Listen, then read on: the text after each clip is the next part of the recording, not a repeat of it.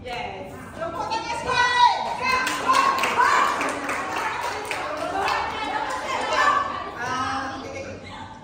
Okey, hari ini saya nak lihat tentang event yang akan diadakan di Elton, iaitu Power Camp.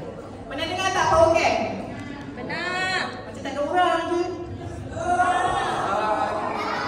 Pernah dengar tak Power Camp? Okey, Elton akan adakan Power Camp pada 12 dan 13 Julai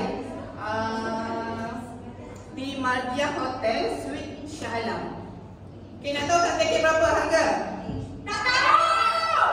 Okey, kalau saya bagi tahu jangan terkejut, tapi harga tiket ni 439 selama 2 hari 1 malam di Mardia Hotel.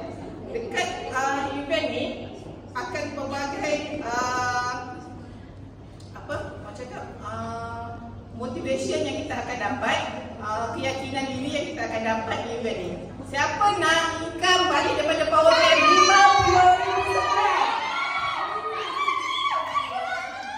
Okey, bagi tiket ni, okey?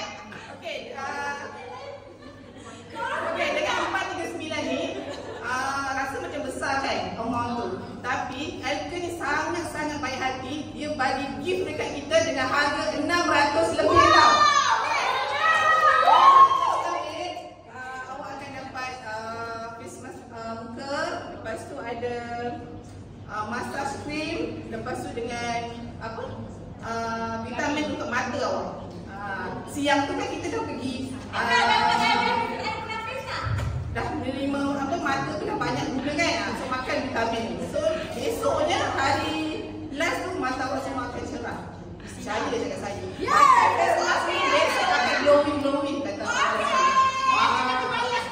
Bayar sekarang, okey? Okey, malam tu juga kita akan ada gala dinner. Gala dinner ni malam tu kita ada tema tau. Tema pakaian pengantin. So siapa yang pergi laki ni, yang pergi suami isteri, bolehlah berangan berkahwin semula naik kelamin. Cuma nanti kita dengan Abang Azri buatkan kelamin lah masa Power Camp dengan tau. Lagi satu yang penting, di Power Camp kita ada barisan mentor-mentor yang hebat. Salah satunya Victor Graman, Violin Leong, Seng Kok Meng, Chu Hao Ling, Muniandi dan Shakira. Korang kena pergi kalau korang nak income RM50,000 sebulan.